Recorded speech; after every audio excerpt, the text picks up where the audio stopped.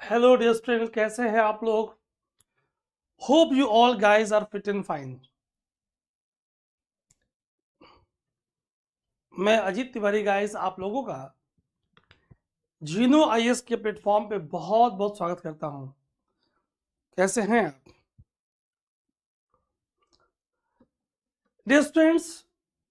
For your UPSC prelims, जब से forest services और सिविल सर्विसेज की प्रीलिम्स कंबाइन हुई है, तब से environment ecology becomes very very important. That means आप देखोगे कि 17-18 से लेकर 30 क्वेश्चंस तक environment, climate change, biodiversity, disaster से आपके एग्जाम में आए हैं। अगर हम करंट अफेयर्स को भी ऐड कर दें, क्लियर? सो डियर फ्रेंड्स, मैंने क्या किया है कि आपके लिए 2011 से लेकर 2024 तक जितने क्वेश्चंस आपके आईएएस के प्रीलिम्स में आए हैं, हमने इनको पूरा एक्सप्लेन किया है। Not only this, but focus is also on expected questions कि और उस टॉपिक पे क्या क्या क्वेश्चंस आपके एग्जाम में आ सकते हैं। क्लियर? सो गाइज, मैं सेशन को आगे बढ़ाऊं उसके पहले आप लिंक्स को अलग अलग ग्रुप्स में शेयर कर लीजिए जल्दी से, और फिर हम लोग सेशन को आगे बढ़ाते हैं। Clear? Audio is fine guys. जीनो आईएएस पूरी टीम बहुत ही एक्साइटेड है। मोर देन 100+ कैंडिडेट्स को हमारी टीम इंटरव्यू गाइडेंस प्रोग्राम में गाइड कर रही है। ठीक, आइए एक एक बात को आपसे क्लियर करते हैं। So after teaching for more than 18 years offline, हमारी टीम आपके लिए जीनो आईएएस ऑनलाइन प्लेटफॉर्म लेकर आई है। गाइस, इंडिया के किसी भी रिमोट एरिया से आप अपने मोबाइल के थ्रू जीनो आईएएस ऐप पे क्लासेस कर सकते हो। अब आईएएस बनने के लिए दिल्ली आने की कोई जरूरत नहीं है। Number of free sessions are available on the app and also on our YouTube channel. Say for example, एक तरफ जीसी लॉन्ग सीरीज के क्लासेस 25 के अराउंड हो चुकी हैं, फ्यू क्लासेस आर लेफ्ट, तो पूरी बुक को कंप्लीट हो जाएगी। एंड दूसरी तरफ माय डियर फ्रेंड्स, आज हम स्टार्ट कर रहे हैं Monday to Friday 11 AM live session for your previous questions of environment and ecology. Guys, आज से हमारे बैचेस जीएस के फाउंडेशन भी स्टार्ट हो रहे हैं। ठीक, for 1 year programme, for 2 year programme and for 3 year programme. For more details आप इस नंबर पे कॉल या व्हाट्सएप कर सकते हो। ओके, प्ले स्टोर पे जाके जीनो आईएएस ऐप डाउनलोड कर लेंगे, और नीचे डिस्क्रिप्शन में भी ऐप दिया हुआ है, आप वहां से भी डाउनलोड कर सकते हो। और ऐप पे ज्योग्राफी और एनवायरमेंट या इनका कॉम्बो ऑफर के सेपरेट मॉड्यूल्स भी अवेलेबल है गाइस, वो भी आप ज्वाइन कर सकते हो। क्लियर? अभी ऑफर चल रहा है, तो आप ऑफर का फायदा उठाएं। For English medium, for Hindi medium हमारे पास कॉम्बो ऑफर के बैचेस भी हैं, तो ऑफर्स अभी हमारे चल रहे हैं। ठीक, अगर किसी को सिर्फ एनवायरमेंट करना है तो we are having separate module for environment, ecology and biodiversity. हमारे पास उसके भी सेपरेट मॉड्यूल्स हैं गाइस। फाइन, क्या नीचे डिस्क्रिप्शन में व्हाट्सएप चैनल का लिंक है, आप व्हाट्सएप चैनल को ज्वाइन कर लेंगे। आइए गाइस, सेशन को स्टार्ट करते हैं। मुझे आप कमेंट में लिख कर बताओ, आर यू रेडी फॉर झमाझम सेशन? क्या आप सेशन के बिल्कुल रेडी हो? आइए हम रिवीजन कंसेप्ट्स की क्वेश्चन के साथ साथ करते जाएंगे। जो हमारे कंसेप्ट्स हैं क्वेश्चन के साथ साथ हम उसे रिवाइज करते जाएंगे। ठीक, फर्स्ट हम 2011 के क्वेश्चन से स्टार्ट करते हैं। Get ready for that. अगर आपने तैयारी अभी जस्ट स्टार्ट किया है, आप क्वेश्चंस नहीं कर पा रहे हो, परेशान मत होना, परेशान मत होना।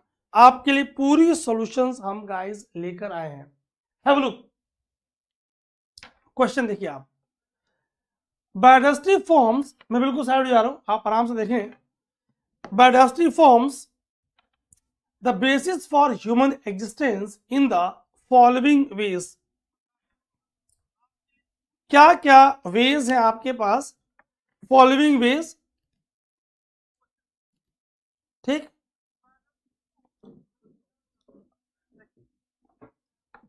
soil formation,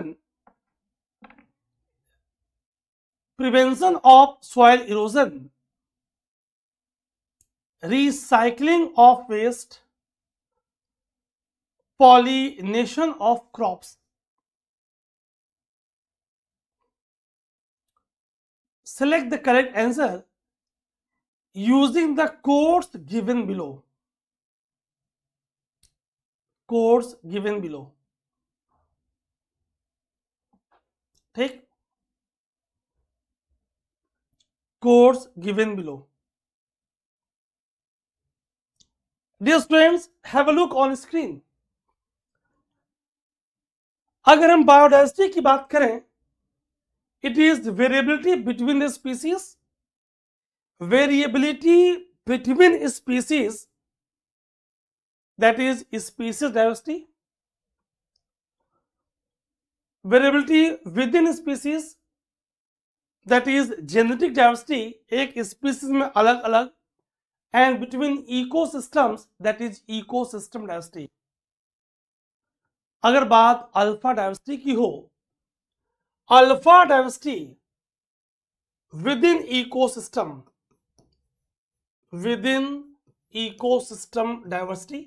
बहुत ध्यान सुनिएगा, स्टेट में तो सीधा ये पूछ लेंगे, beta diversity between ecosystem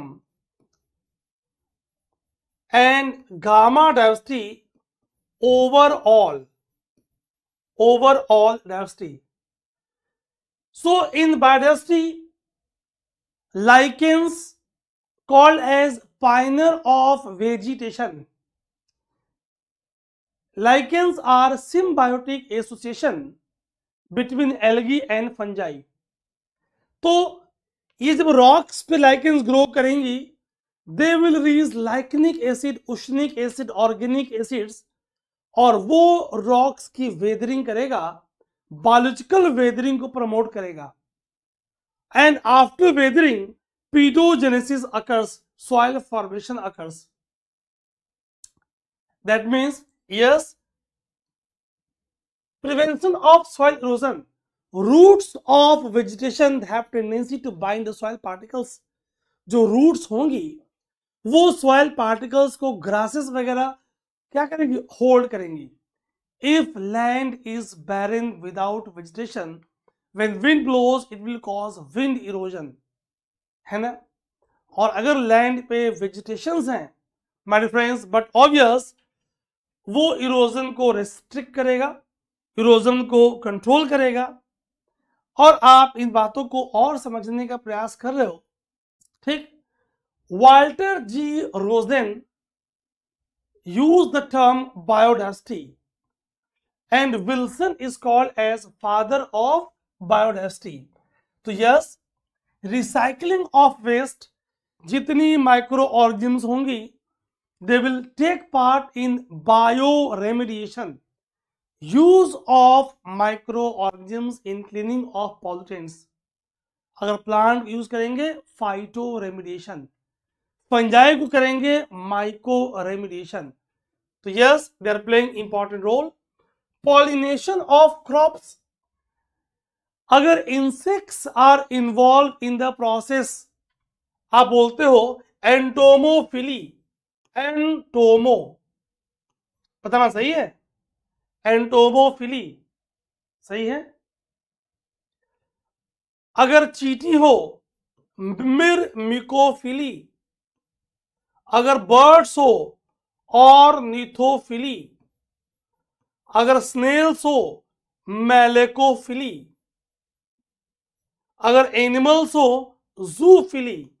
That means yes, they are playing a role in pollination as well. So all the four statements are correct. So guys, 1 2 3 4 D will be right answer. जितने terms आपके सामने new आए हैं उनको आप ध्यान से सुनेंगे और समझने का प्रयास करेंगे। सो 1 का D is the right answer. D is the right answer. Biodiversity forms the basis for human existence. It plays an important role in soil formation, prevention of soil erosion, recycling of waste, and pollination of crops. How it helps in health? Air quality को control कर रहा है, water quality को control कर रहा है, food और water security दे रहा है, न्यूट्रिशन दे रहा है ना। In soil, organic horizons O1, O2 are contributed by the plant flora, and in lower layers, but obvious, microorganisms are playing important role in recycling of nutrients. So biodiversity hold ecological and economic significance. हमें वो nourishment, housing, fuel, clothing, fodder, fiber, fertilizers ये सब हमको दे रहा है। Clear? तो आप इस बात को और समझने का प्रयास गाइस कर रहे हो। Very important for your exam, biodiversity. What is the role of biodiversity? एक बात ध्यान सुनना, what is the ecological role of biodiversity and how it plays important role in stability of ecosystem. अभी एक लाइन में आपको बोल दे रहा हूं, हायर वैल्यू ऑफ बायो, समझ में ना आए परेशान मत होना। Higher value of biodiversity means food chains will be longer, food chains will be complex, web will be complex. High value of ecological needs differentiation, high value of stability, high value of biodiversity imparts high value of ecosystem stability and sustainability. आगे और समझेंगे guys. Environment बहुत important है और मजे की बात, आप सिर्फ अगर एनवायरनमेंट पढ़ना चाहते हो तो हम आपके लिए मॉड्यूल कोर्सेज लाए हैं, आप बिल्कुल चिंता मत करना। फाइन। सो ये सारे पीपीटीज आपको जीनो आईएएस के ऐप पे वहां अवेलेबल होंगी। ठीक, have a look. Economical role of biodiversity, इसे आप पढ़ना, इससे आपको और एक्स्ट्रा चीजें मिलेंगी। कैसे कैंसर के ड्रग्स निकल के आ रहे हैं। आइए, कम on the question number next.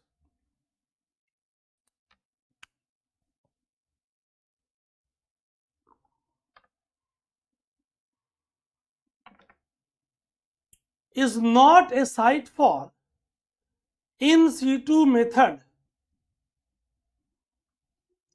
for conservation of flora. Flora means plant. In situ method for conservation of flora. Flora means plant.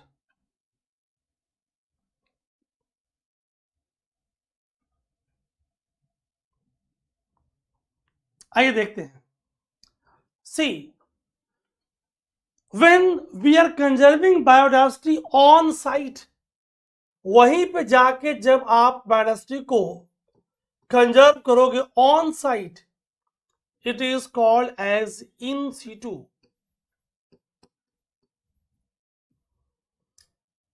जब इन सीटू पॉसिबल नहीं है, आप कहीं और ले जाके कंजर्व कर रहे हो, it is called as off site. That means it is ex situ. Clear? National park is in situ. Biosphere reserve is in situ. Wild life sanctuary is in situ. आप वहीं पर जाके कर रहे हो. When it is not possible to conserve the flora on site in national park or wildlife sanctuary or biosphere reserves, then they are taken out under similar climatic condition, और of site में कहीं और ले जाके आप conserve करते हो, it is called as एक्स-2 और ऑफ साइट कंजर्वेशन. तो अगर हम एक्स-2 की बात करें, botanical gardens, they are XC2. Zoological parks, they are XC2. Zoological parks are XC2. Gene banks, seed banks,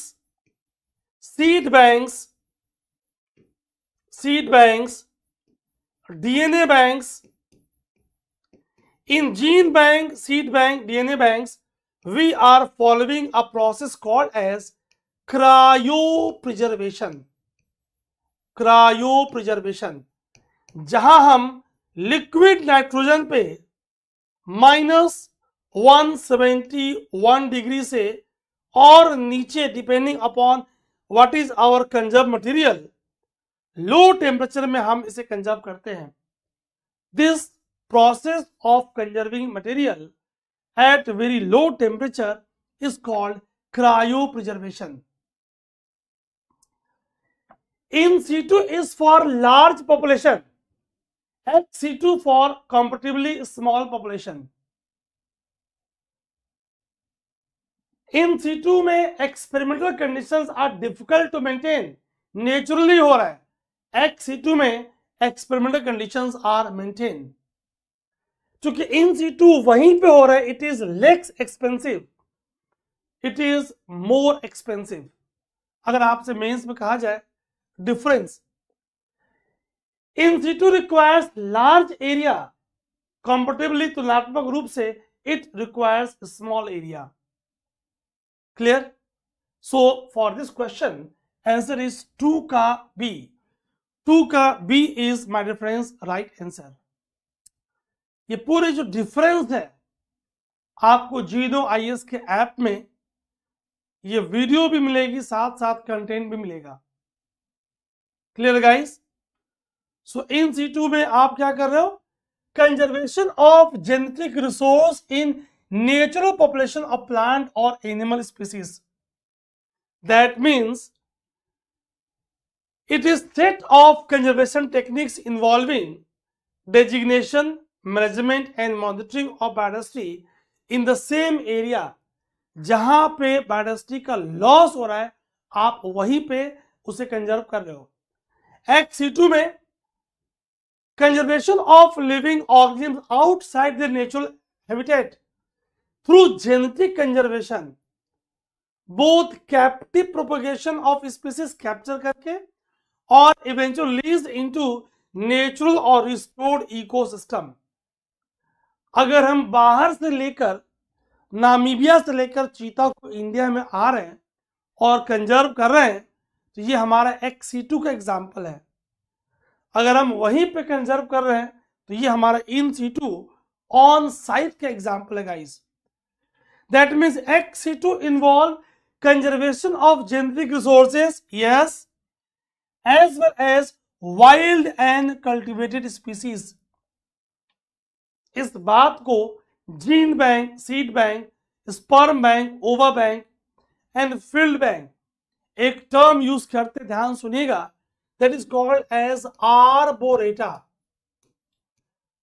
आगे बात करेंगे आपसे. Arboreta is also example of ex situ. Ex situ क्या है? आर्बोरेटा. सुन लीजिए एक line. When it is not possible to conserve the seed in seed bank. Why? Because in seed moisture content or hydration is very high.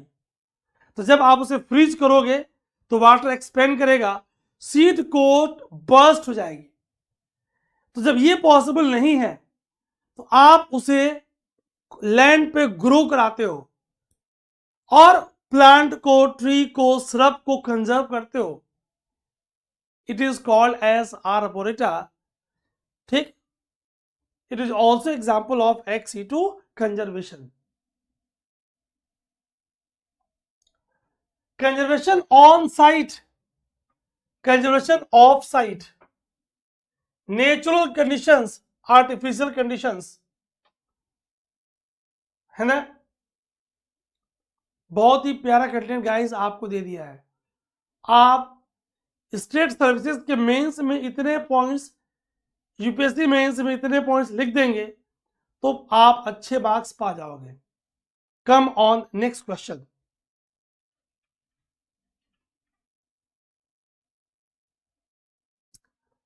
Consider the following statements.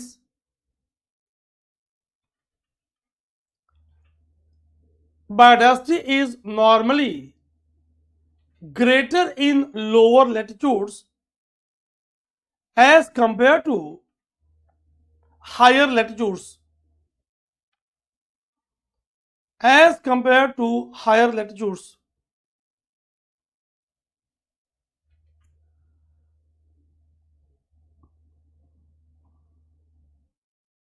Okay.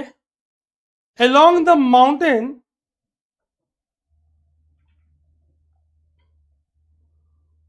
ध्यान से देखना, gradients, biodiversity is normally greater in lower latitude as compared to higher latitudes. क्या समझ में आ रहा है guys? ध्यान से देखिएगा.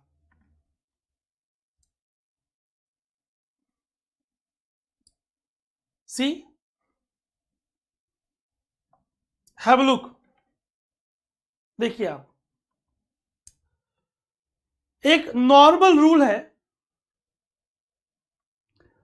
while moving from equator towards pole, equator means low latitude, poles means high latitude. Equator towards pole, low towards high latitude, value of biodiversity decreases. That means high value of biodiversity in low latitude, low value of biodiversity in high latitude. So greater in low latitude as compared to high, poles are frozen. So statement number 1 is correct. Along the mountain gradients, biodiversity is normally higher in lower altitude. अगर किसी mountain पे guys देखोगे आप, सी, तो mountain के foot हिल पे tropical elements, फिर temperate elements, फिर एल्पाइन, फिर स्नो लाइन, उसके पहले ट्री लाइन एल्पाइन में ही, फिर पूरा का पूरा frozen. That means with increase in height or altitude, the value of biodiversity decreases. So in general, the value of biodiversity is high at the foothill of mountains. क्या ये बात याद रहेगी? तो दोनों स्टेटमेंट्स करेक्ट हैं. C is the right answer. Both 1 and 2. Both 1 and 2 is the right answer. Clear? आइए question number next पे. तो इक्वेटर पे हाई वैल्यू बायोडायवर्सिटी, पोल्स पे low value of biodiversity, mountains के बेस पे, फुटहिल पे in general high value of biodiversity, and with increase in height और altitude, बढ़ती ऊंचाई के साथ the value of biodiversity decreases, biodiversity की वैल्यू घटती जाएगी. ठीक है, सो 3 का C will be right answer. Come on question number 4.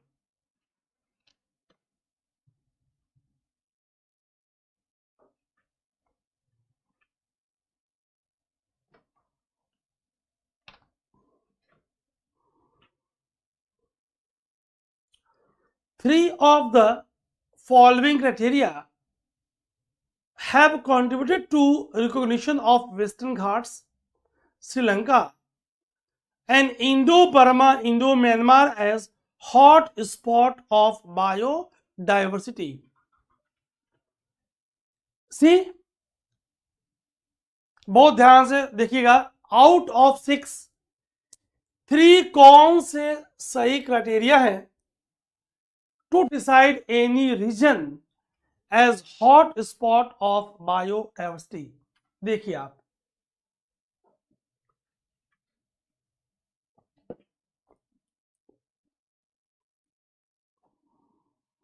Guys हम साथ साथ एक्सपेक्टेड क्वेश्चंस भी करते जाएंगे कि और क्या क्वेश्चंस बन सकते हैं.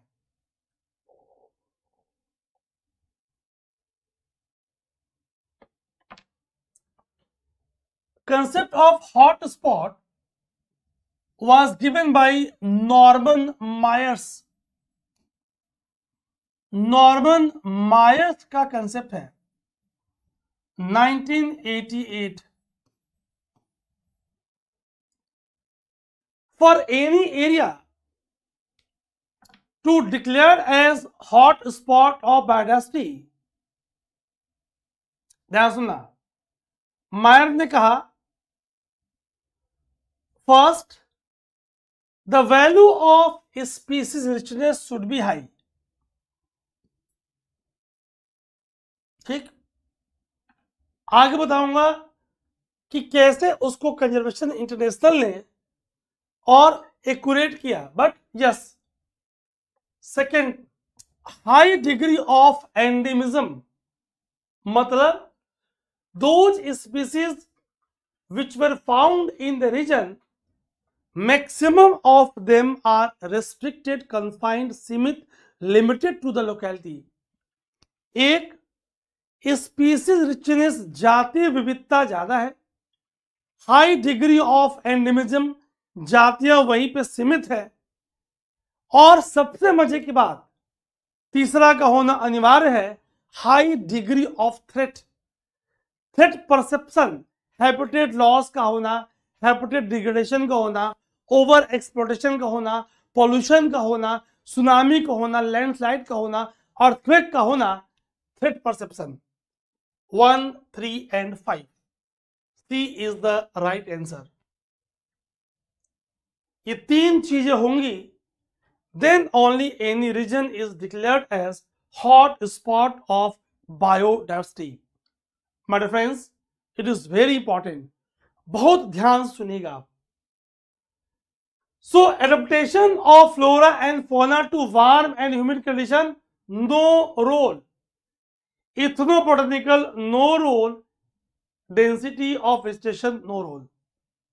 अब और ध्यान से सुनना, ठीक. So hot spot, have a look here. कुल 34 हॉट स्पॉट में इंडिया के पास western Ghat and Sri Lanka 1, western Ghat हो गया. As a part of Sundaland, ये देखो region, this region is called as Sundaland. इसमें अंडमान निकोबार का Nicobar group of island 2, north east 3, Indo Myanmar का नॉर्थ ईस्ट के बाकी पार्ट 4. तो Himalayan and north east, Himalayan में mainly eastern Himalaya, western Ghat, ध्यान सुनना. तो द हिमालयस,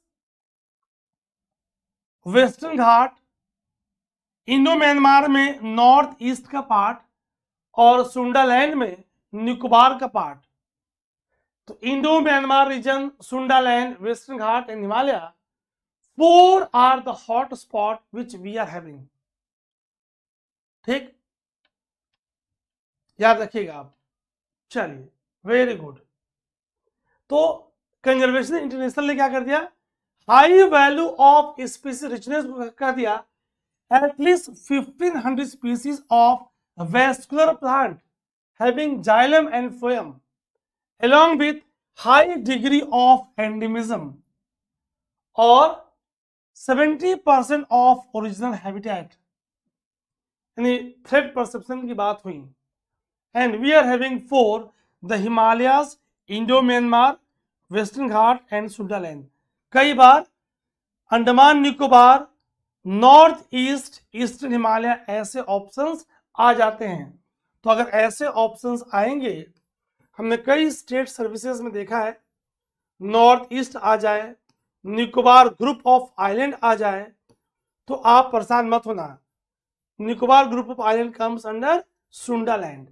सुंडालैंड को सुंदरबन से कंफ्यूज नहीं करना, ठीक। पूरी वार्निंग के साथ चेतावनी आपको दे रहा हूं ताकि कोई गलती कंफ्यूजन आपसे न हो पाए। Very important question, have a look.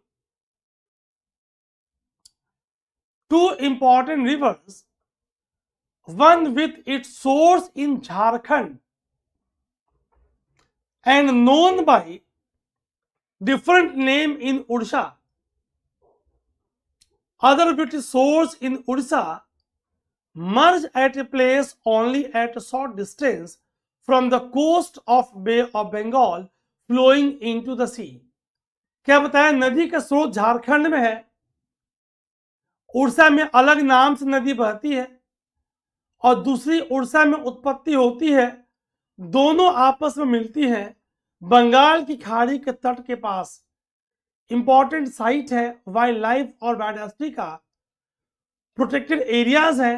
क्या हो सकता है ना, Bhitarkanika, Chandipur on sea, Gopalpur on sea, है ना, सिमलीपाल। सिमलीपाल क्या हो सकता है?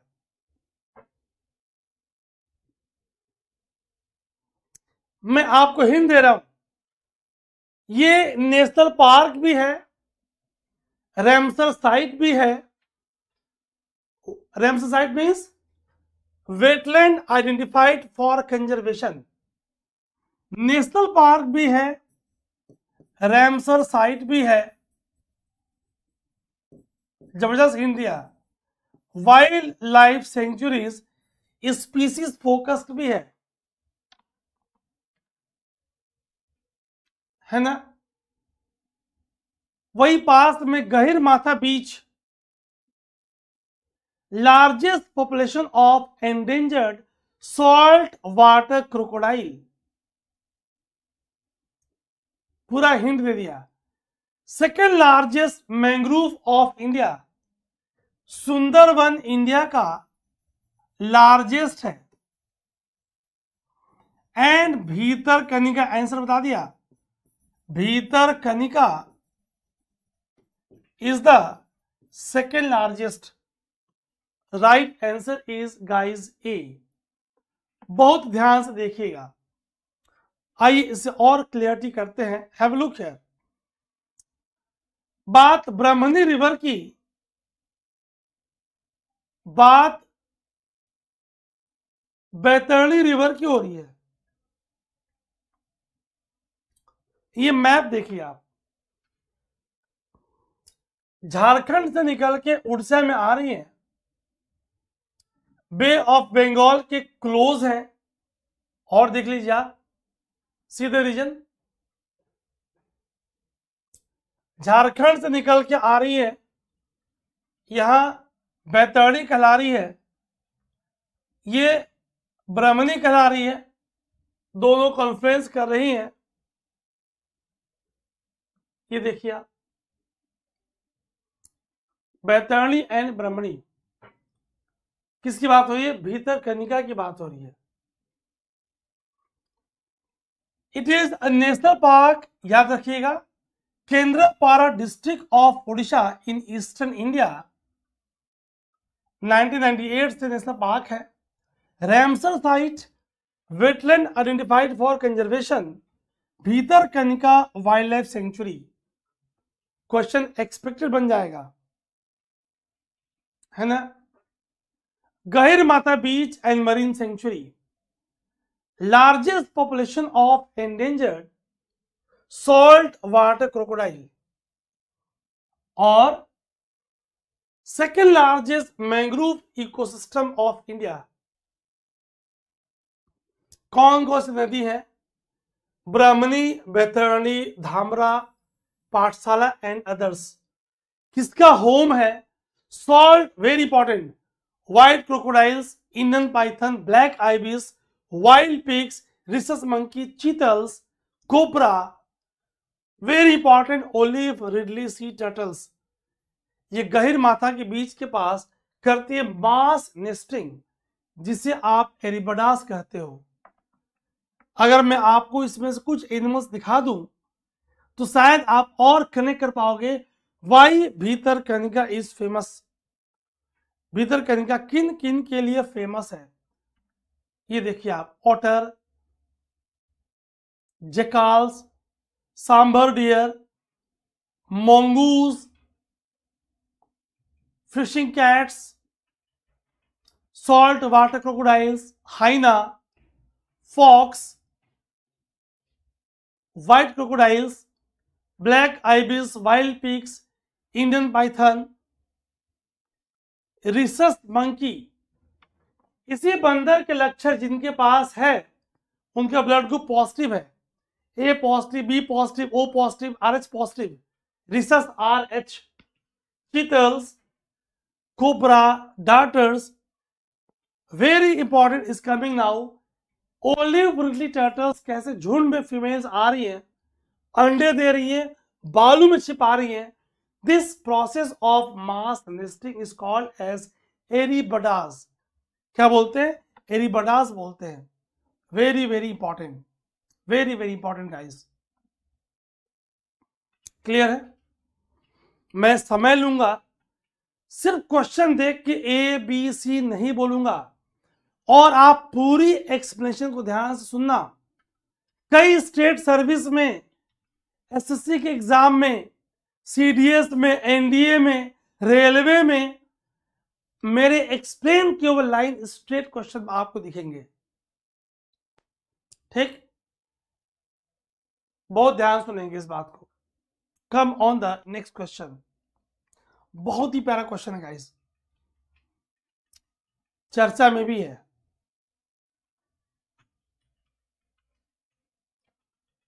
Sandy and saline area is the natural habitat of an Indian animal species. The animal has no predators in that area, but its existence is threatened due to destruction of habitat. कौन सा animal हो सकता है? कोई उसका enemy नहीं है। It has no animal, no predator, but it is under threat. किसकी बात हो रही है?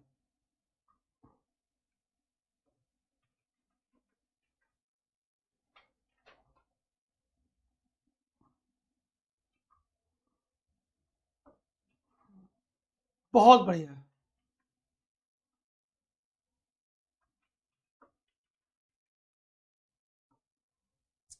मैं हिंट दूं, ये बात हो रही है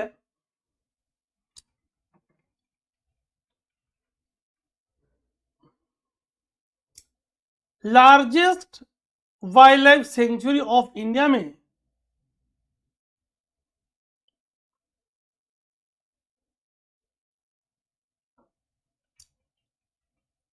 ये एक सब स्पीसीज है, नियर थ्रेटेंड।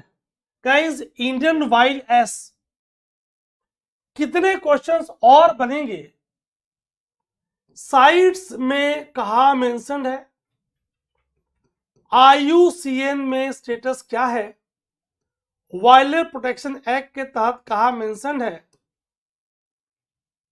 और ये क्या Indian wild ass which is sub species of Asian wild ass, इसका सब स्पीसीज है। घूरखोर और घुड़खूर लिटिल रन ऑफ कच्छ, उसके सराउंडिंग एरिया ऑफ गुजरात। अब ध्यान सुनना, earlier it was also found in southern Pakistan, ध्यान से सुनना, Afghanistan and south east Iran, लेकिन because of habitat loss and fragmentation, क्योंकि among the following factors, among the all factors, जो सबसे महत्वपूर्ण कारण है जैव विविधता के ह्रास का, the main factor responsible for loss of biodiversity is habitat loss and fragmentation. 1/10, 1/10 habitat loss is responsible for 1/2 loss of biodiversity. Very important point guys. आइए देखते हैं, ये आपको दिख रहा है इंडियन वाइल्ड एश घोरखार, किस किस नाम से जानते हो आप? GHORKHAR, घोरखार लोकल भाषा में बोलते हो आप, और घुड़खुर, घुड़खुर देखिए आप। अर्लियर क्या है भाई? सलाइन डेजर्ट, रण, जो रण है सलाइन डेजर्ट है, ग्रासलैंड्स हैं, they are preferred by the animal. कैसा दिखता है आपको दिख रहा है? Coat of animal is sandy, reddish grey to pale chestnut.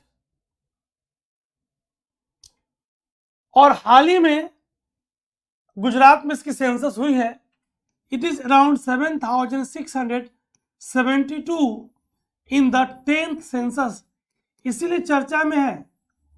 तो आप इसको और ध्यान से पढ़ोगे, जो इसकी सेंसस हुई है वाइल्ड एस पॉपुलेशन एस्टिमेशन में, जो गुजरात गवर्नमेंट ने इस साल किया है 7672, it is sub species of wild Asian wild ass. ये इस पे फीड कर रहा है, ग्रासेस जो डेजर्ट में ग्रो कर रही हैं उन पे ये फीड कर रहा है गाइस। और IUCN की category, under IUCN it is near threatened, याद रखिएगा। अगर हम बात करें साइट्स की, in CITES it is mentioned under appendix 2। अगर हम वाइल्ड लाइफ प्रोटेक्शन एक्ट की बात करें, so my dear friends, in WPA it is mentioned under schedule 1। ये सब मॉड्यूल कोर्सेज में आप पढ़ते हो, शेड्यूल 1 कि IUCN क्या है, साइट्स क्या है, एक्ट क्या है, इन शेड्यूल्स में क्या होता है ना? तो ये आपको याद रखना है। Indian wild ass sanctuary located in the Little Run of Kutch, Indian Wild Ass Sanctuary, Indian Wild Ass Sanctuary located in Little Run of Kutch is largest wildlife sanctuary in India. याद रहेगा guys, ठीक। ये जो मैं आपको additional information expected questions बता रहा हूं, अब ये क्यों इंपॉर्टेंट हो गया? क्योंकि अर्लियर दिस ईयर इसका सेंसस हुआ, ठीक। तो जब सेंसस हुआ तो ये अब न्यूज में आया, इसकी IUCN कैटेगरी चेंज हुई, तो हमें इसको ध्यान रखने की जरूरत है। कम on the next question.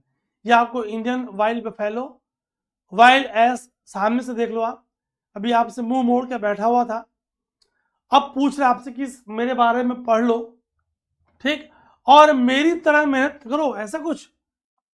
Come on the next question, ये लीजिए आप। The Himalayan range is very rich in species diversity. Which one of the following is most appropriate reason for this phenomenon? अभी मैंने प्रीवियस क्वेश्चन डिस्कस करते हुए आपको इसके बारे में चर्चा किया था गाइस।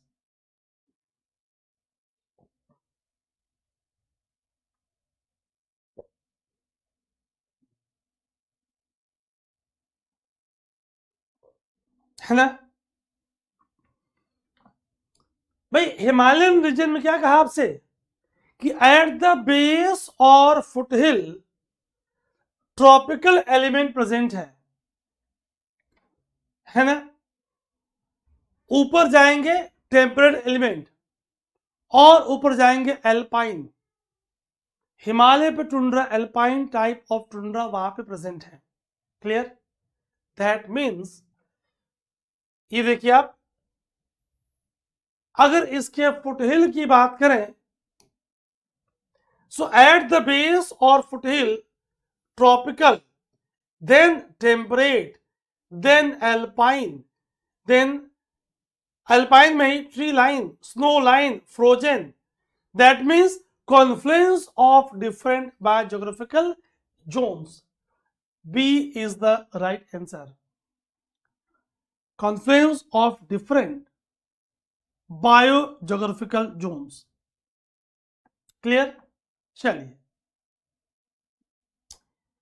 आपको देखना है how many states come under Himalayan region. देखो जरा, see states and UTs: Ladakh, Jammu and Kashmir, Himachal, Uttarakhand, Uttar Pradesh. दिख रहा है आपको? आगे बढ़िए। वेस्ट बंगाल, असम, मेघालय, मणिपुर, अरुणाचल, मिजोरम, सिक्किम, नागालैंड, त्रिपुरा। और अगर ब्रॉडली बांटे तो आप इसे ट्रांस हिमालय, काराकोरम, लद्दाख, जास्कर और हिमालय ग्रेटर मिडिल एंड सिविलिक्स में इसे बांट सकते हो आप। जब ज्योग्राफी के मॉड्यूल्स में गाइस, अभी आजकल वर्ल्ड रीजनल ज्योग्राफी जबरदस्त आपके ऐप पे क्लास चल रही है, OMG, वन स्टॉप सॉल्यूशन। ठीक, so come on the next question.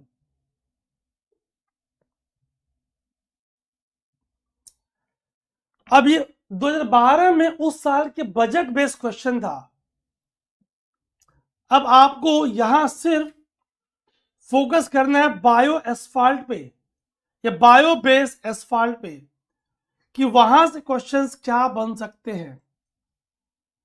ठीक, unlike traditional asphalt, bio asphalt is not based on fossil fuels. भाई, जो बिटुमेन है और एस्फाल्ट है वो पेट्रोलियम से निकलता है। Black viscous mixture of hydrocarbons use for road surfacing and roofing.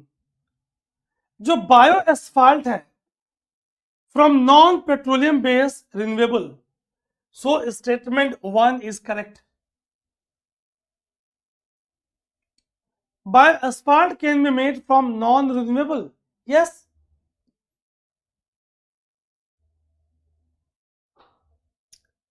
Can made from organic waste? No. Eco-friendly to use biosphalt for surfacing of road? Yes. One. एक minute.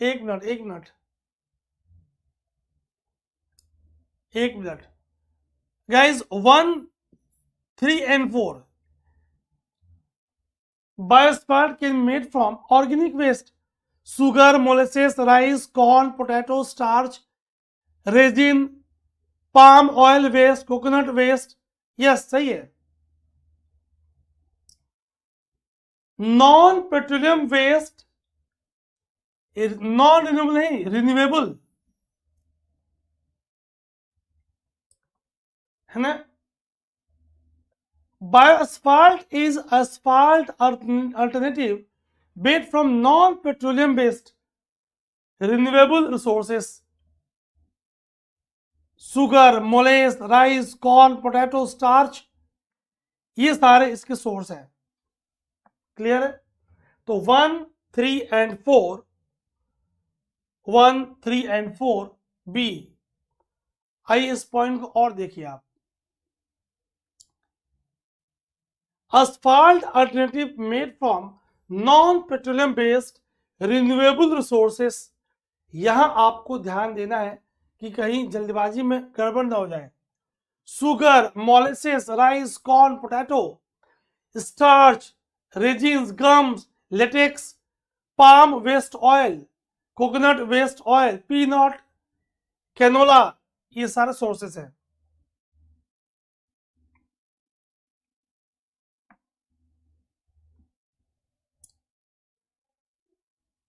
Come on the next question.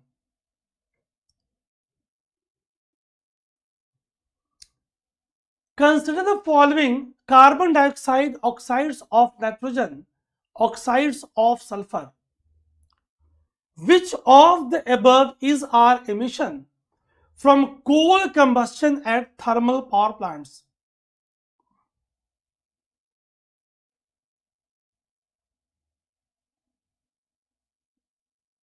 है ना.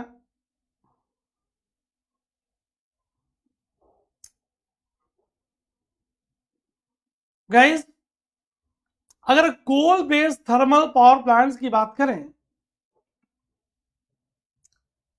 तो it is a great source for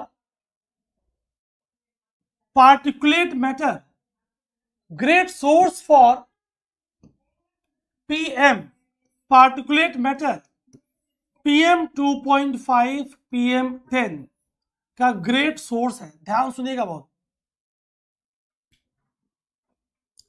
which is monitored under National Air Quality Index.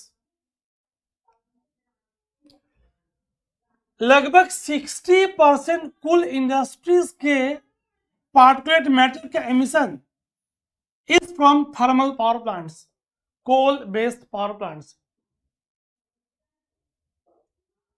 45% of SO2, 45% के आसपास sulphur dioxides, sulphur के oxides. Yes. around 30% oxides of nitrogen. yes.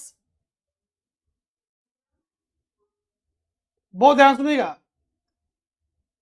It is largest emitter of mercury. ये भी कई बार पूछा है कई exams में, CDS में, स्टेट्स में. मर्करी भी याद रखिएगा. Huge emission of mercury. 80% of total mercury, largest emitter of mercury, है ना. उस एमिशन का major parts into air and 10% on the land. तीनों है 1, 2 and 3. ये देखो आप. So guys, oxides of sulphur yes, oxides of nitrogen yes, oxides of carbon yes, particulate matter yes, mercury yes. आपको ध्यान देना है how many of them are recognized under national air quality index, national ambient air quality index.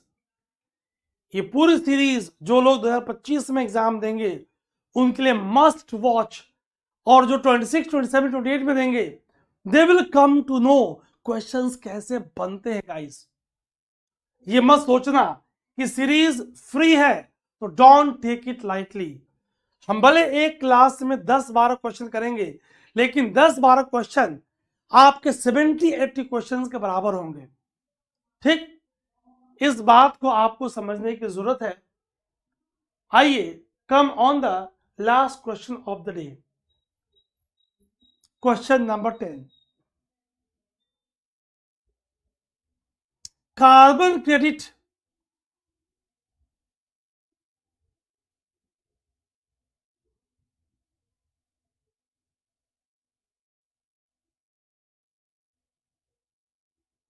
क्या पूछा, ध्यान दीजिएगा, is not correct.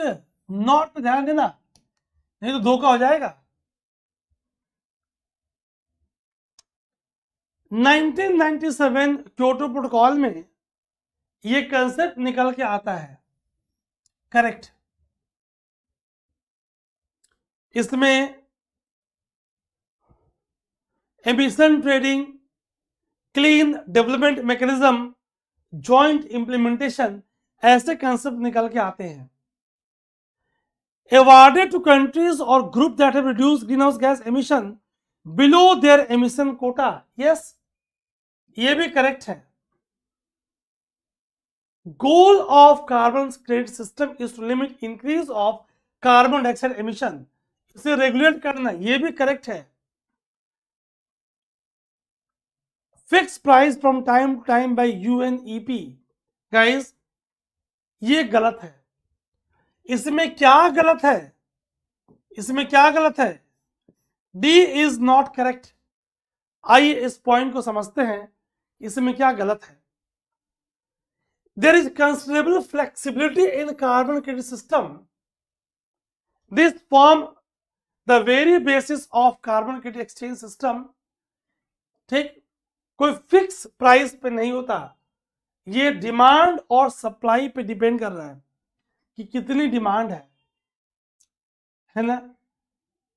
Next class में हम कार्बन ट्रेडिंग के बारे में, एमिशन ट्रेडिंग के बारे में, ऑफसेट ट्रेडिंग के बारे में आपसे करेंगे discuss. So my dear friends, बहुत ध्यान सुनिएगा। Monday to Friday, don't skip, don't miss at the rate of 11 AM this previous year question series। आप इसे मिस नहीं करना।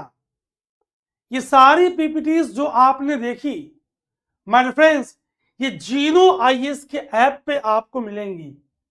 नीचे ऐप का डिस्क्रिप्शन दिया है, आप वहां से डाउनलोड करोगे। आप ये पूरी 14 इयर्स की प्रीवियस ईयर क्वेश्चन हम 2011 से 24 तक with detail explanation and expected question आपके लिए करने वाले हैं। जो लोग फ्रेशर्स हैं, ग्रेजुएट कर चुके हैं, उनके लिए 1 ईयर या 2 ईयर प्रोग्राम अवेलेबल है, और जो क्लास 12 जस्ट पास आउट है they can go for 3 year programme. अगर आप कोई कोचिंग ऑफलाइन या ऑनलाइन कर चुके हो, आपको टॉपिक वीक है गाइस, तो आपके पास ज्योग्राफी के अलग मॉड्यूल, एनवायरमेंट के अलग मॉड्यूल और कॉम्बो ऑफर्स भी आपके लिए इन बोथ मीडियम, हिंदी और इंग्लिश मीडियम गाइस आपके लिए अवेलेबल है। Don't miss the golden opportunity. और एक बात जान लें, everything has a right time, even the time to strike while iron is hot. लोहा गर्म है, मार दो हथौड़ा। बहुत सोचने की जरूरत नहीं है, सोचने से सफलता नहीं मिलती, एक्शन से सफलता मिलती guys. It is time for action. All the best, जय हिंद। वीडियो को लाइक शेयर कमेंट करते रहोगे, ये मैं आपको याद नहीं दिलाऊंगा, और कम से कम अपने 10 दोस्तों को बताओगे, ये भी मैं आपको याद नहीं दिलाऊंगा। मिलते हैं कल 11 AM राइट टाइम। डोंट